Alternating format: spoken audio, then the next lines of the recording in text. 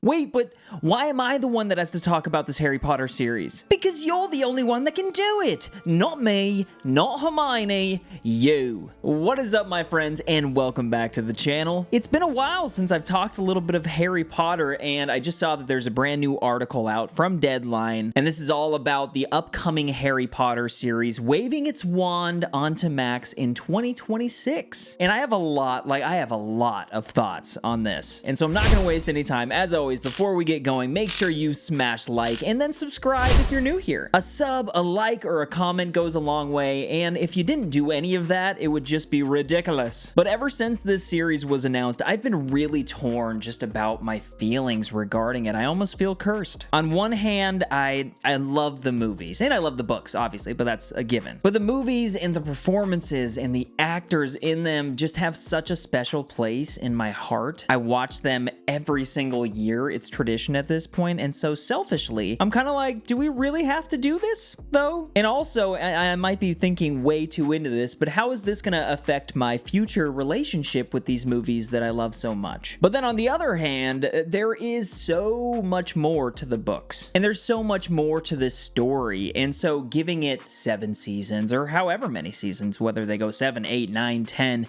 allowing it that time to breathe, it could be freaking phenomenal. It could be the experience that Harry Potter book fans have been waiting for a long time. Getting to see everything firsthand in live action, you know what I mean? But there would be a really delicate balance to try to figure out here. I do not envy the creative team behind this series because just like with any major IP, there is a fan base with Harry Potter. A pretty massive one, and just like any fan base out there these days, I mean, possibly they could turn on you pretty quick. The first season that they end up coming out with is really important. I'd probably say the first episode is really important. To me, just like nailing that vibe and the feel, and then the actors and the characters, those performances, that feels impossible. And they've already done it once. The first movie was basically lightning in a bottle, and so does it feel like it's kind of impossible to do that again? I don't know. But this article has a lot of information for us to kind of comb through, and it does have some stuff that shines a light on why they're doing this and also what we can expect with this series. So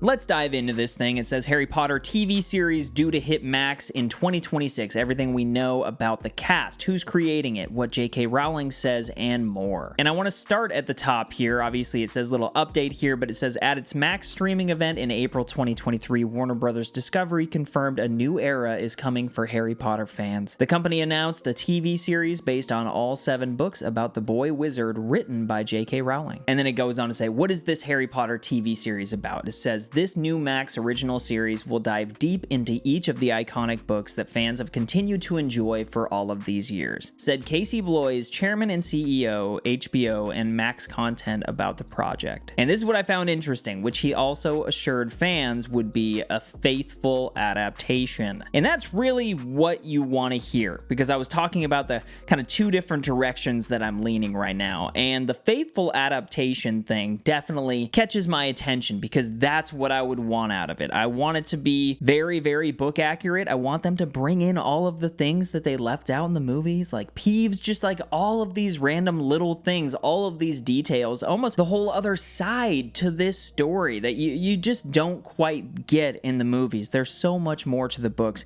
and I think when it comes to the fan base and the book fan base, there's so much passion behind that original story. There's so much heart, and we care a lot about it. And so you like to see them talking about a faithful adaptation, but let's keep going and kind of just see what else they say. Early reports had each season of the series focusing on 1 book in the Harry Potter book series, which consists of 7 novels. But Bloys said the project would run for 10 consecutive years, which would seem to defy the 1 season, 1 book assertion. Whatever the case, Bloys promised that as the company embarks on its new Harry Potter adventure, we do so with the full care and craft of this franchise. And I really hope so. I do. When it came to the first movie, Chris Columbus brought so much heart to it. Through the casting, through everything. They knew that if this first movie did well, that was going to be going into the future. And so these actors were going to be playing the long game. And they brought in actors like Alan Rickman. They brought in actors like Richard Harris, you know, people that really fit the bill. They got John Williams to do the score, create that iconic score. And so at this point, when you have so many people that are obsessed with Harry Potter, they even teach college courses on it. Like, what do you do? How do you approach this series when it comes to that feeling and taking care of the franchise? Do you make Hogwarts look exactly the same as it does in the movies? You know, Hogwarts Legacy, the video game, it looks very similar to how it does in the movies. So you probably don't want to stray too far away from that. I would also say the same thing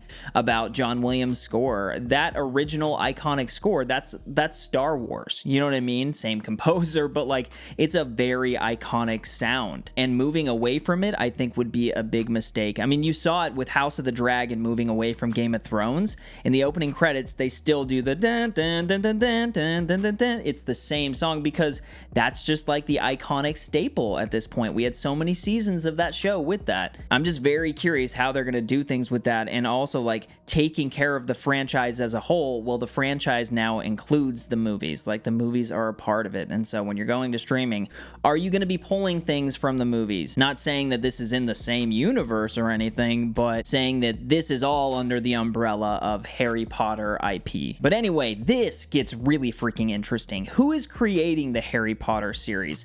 It has taken a bit, given the initial announcement was in April 2023, but in recent months, Warner Brothers invited a select group of creatives in to pitch ideas for what this series could be. They were Martha Hillier, Kathleen Jordan, Tom Moran, and Michael Leslie. Now, the streaming service and Warner Brothers Television have narrowed it down to Jordan, Moran, and newer addition Francesca Gardner, sources said. Deadline broke the news last month that Succession writer Francesca Gardner is among the finalists. Gardner was a consulting producer on season 3 and 4 of HBO's Succession. Before working on the Jesse Armstrong creation, she was an executive producer on HBO and BBC fantasy co-production His Dark Materials, and was a co-exec producer of AMC's Killing Eve. She's also written on shows including Starz The Rook and Amazon's The Man in the High Castle. I think the things that stick out for me the most here are Succession, as well as His Dark Materials. Now, I can't talk a ton about His Dark Materials because I only watched the first season, but I was a big fan of the Golden Compass books, and when I first watched that first season,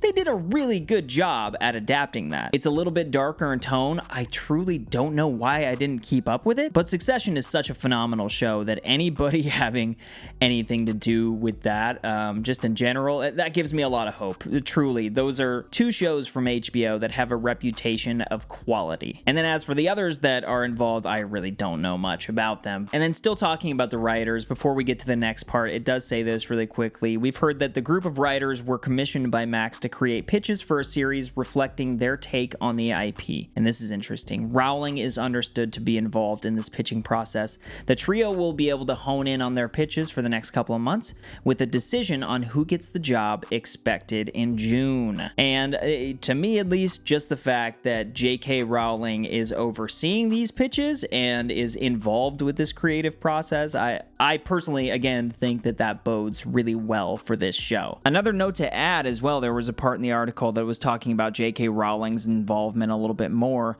and she said, "Max's commitment to preserving the integrity of my books is important to me, and I'm looking forward to being a part of this new adaptation, which will allow for a degree of depth and detail only afforded by a long-form television series." And that's just the stuff that book fans can get really excited about. Think what you want of J.K. Rowling, but this is her story. She controls these rights, and having her play a pivotal role once again, I think we'll see this thing through in a very great way, just like it did with the movies. But finally, we get to everybody's favorite CEO, David Zaslav, and he was talking about Harry Potter, and he said, "We've not been shy about our excitement around Harry Potter. I was in London a few weeks ago with Casey, and we spent some real time with JK and her team. Both sides just thrilled to be reigniting this franchise. Our conversations were great." It also went on to talk about Harry Potter and the Cursed Child and how much money that made, and then it talks about the success of Hogwarts Legacy and just how big of an IP Harry Potter still is. And then there was a little bit more from Zaslav. "We haven't done anything with Harry Potter for more than a decade," he said, before going on to note that when one examines the performance of Warner Brothers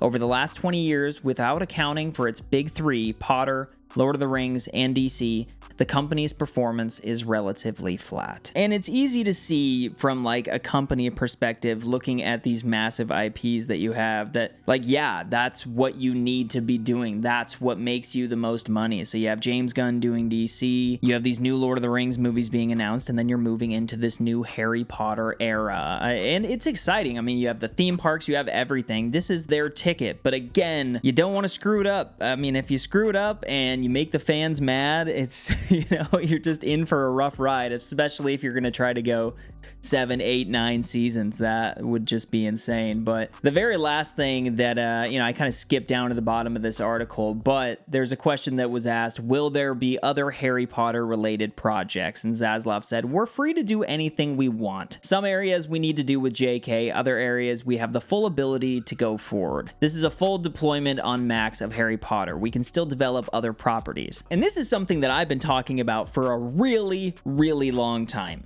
Back in the day after the Harry Potter movies, I was always just talking about the fact that they should make a Harry Potter TV show, but do it about like a random Auror who's like hunting down evil wizards and just make it super dark and cool. You could do like a John Wick with a wizard. I don't know. There's so much to explore, and I know some people out there are really big fans of the Fantastic Beasts franchise. I wasn't the biggest fan of those movies. I think a lot of outside drama just had a massive effect on them. The stories themselves weren't too bad, but it just didn't feel like the Harry Potter movies to me. And my concern with him saying this, talking about the fact that they kind of have free reign, is that they would go in a direction like that and not really think it out and just try to pump out a bunch of content, kind of like what we saw the MCU do really, really quick when they got into streaming. I'm very much hoping that they take the time to listen to the fan base, kind of get a pulse on what people want. I think when you really look at it and you zoom out, the Harry Potter fan base as a whole, we were all really young at one point and we grew up with these books. And so things for us, the things that we are wanting are probably a bit more mature these days. You do want to have family-friendly projects. You do want things to appeal to a younger audience, but I think also if they do develop some other series, I would love to see some like darker in tone, dark magic stories that are just super badass. Show like a young Tom Riddle going through and creating all of the Horcruxes. Like, I don't know, there's so much potential there to be had. I would even, and if you played Hogwarts Legacy, you might agree with me, but literally the story from Hogwarts Legacy was a lot of fun. You could probably figure out how to make that into a TV show, or make another Hogwarts Legacy 2, and tie directly like the story from it into a TV show or something. There's a lot that can be worked together, but I think they have a lot of potential right now, and they're realizing that, and they're going to move forward. I know when they announced that they were going to make a Harry Potter series, they were doing each book, probably a season for each book. We already have the movies, and so a lot of people were hesitant about it, but I'm trying to be pretty optimistic here. I think as we see more, as we find out more, and especially once we get the casting, we're going to have a better idea as to how this thing is going to look and feel. But until then, I'm just going to keep my ear to the ground, try to get as much news that comes in, and just take it from there. But yeah, guys, that was the newest article talking about the Harry Potter series that is coming to Max in 2026, and I'd love to get your thoughts on it. Please let me know down below all of your thoughts regarding this. I feel like I just ranted a lot, and I would love it if you guys did the same, because Harry Potter fans tend to have a lot of thoughts. I also do want to let you know that I read every single comment that comes in, so I'd very much appreciate it if you left it. But before you head out, make sure you smash like if you haven't already. Click on another video on your way out. I have plenty. If you want to reach out to me, you can reach out on X at JonesVibesOnly, and don't forget to keep up the good vibes, guys. But oh, look what we have here. A Harry Potter series. Come to die.